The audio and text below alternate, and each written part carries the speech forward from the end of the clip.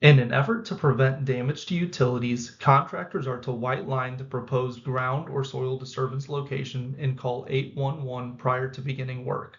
Ground disturbances include digging, drilling, or augering, milling, driving stakes, and even running heavy equipment over ground. In some cases, 811 will not come on MSD property, so reviewing as-built drawings and plans as well as use of private locators may be required. Prior to ground disturbances, contractors will be required to complete the MSD excavation checklist and coordinate with KP and MSD for approvals.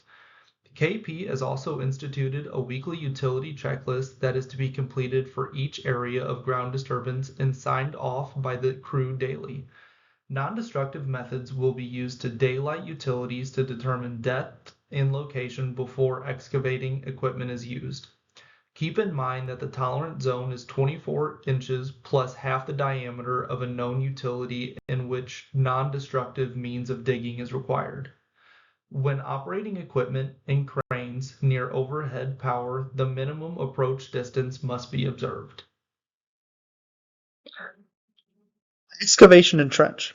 Trenches and excavations can be very deadly due to cave-ins. For this reason, prior to entering an excavation or trench, your company competent person must select and implement the proper protective systems based upon a soil and site analysis which includes soil cohesiveness and strength, as well as the presence of water, vibrations, or previous disturbances. Protective systems can be as simple as sloping, but can include intricate shoring systems with specific installation requirements. Additionally, safe access will be required, which includes either a ladder or ramp anytime depth exceeds 4 feet. Trench operations will always have an access point within 25 feet of workers. This competent person from your company will be required to inspect the protective systems and surrounding areas daily and will prioritize correcting unsafe conditions before the entry and is tasked with ceasing operations when a situation cannot be corrected. Other requirements for safe trenches and excavations include spoils, materials, and equipment shall be kept 2 feet from the edge of an excavation or trench to prevent falling objects and soil or protective system failure. Trade partners may not work under suspended loads. The stability of buildings, walls, sidewalks, and utilities that create a hazard will be maintained using support systems. Fall protection, including guardrails, will be required around excavations that will be open for long periods, as well as for trench crossings over 6 feet in depth. Make sure to tape off excavations and trenches to keep unnecessary pedestrians away, and always barricade or fence off excavations or trenches at the end of shift. Signs and barricades. Hazard communication is important on a job site with different contractors all converging on the same areas. You may be well aware of the hazards in your area, but not when going into an area that you're not familiar with. We will need to make sure that hazardous areas are taped off or entry points have warning signs in place so that those entering are able to quickly understand important information for their safety. Basic principles of signs include signs, tape, and barricading will be placed before work begins. They will be placed in a conspicuous location. They will be removed or covered when the hazard is eliminated. Make sure to choose the right sign or barricade for the hazard present, and don't abuse the use of danger signs and tape. Caution means potential hazard and typically requires caution tape or warning signs. Examples may include an open excavation or potential for falling objects due to overhead work.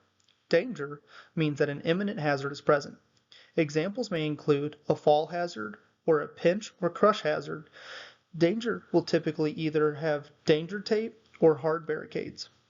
They require complete encirclement or access that is blocked with gated entries. They also have a company name and person listed. Danger signed areas are not to be crossed without authorization from the company that placed the tape or barricade. Lastly, remember to place "Do Not Use" tags on damaged tools including hand and power tools, ladders, fall protection, rigging, or other items that multiple users may attempt to find and use. General rules in mobile electronic devices. Construction sites are already dangerous with multiple hazards present. We need our minds and eyes on the task. KP prohibits the use of radios, headphones, and earbuds.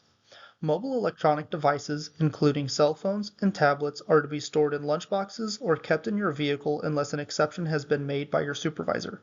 For supervisory personnel that do require mobile electronic devices, you must step away from the work into a hazard-free area to use the device. Never use devices while walking in work areas, working at heights, driving, or operating mobile equipment. Additionally, no firearms or horseplay will be permitted on the premises. No threats or violence is permitted. No animals permitted to be brought on site. Discipline and zero tolerance rules. Disciplinary action will be taken for those that violate any of the site-specific rules or OSHA requirements. Generally, workers will be given verbal coaching to give them the tools for success, but for more severe infractions or habitual rule breakers, trade partners may be asked to leave the site.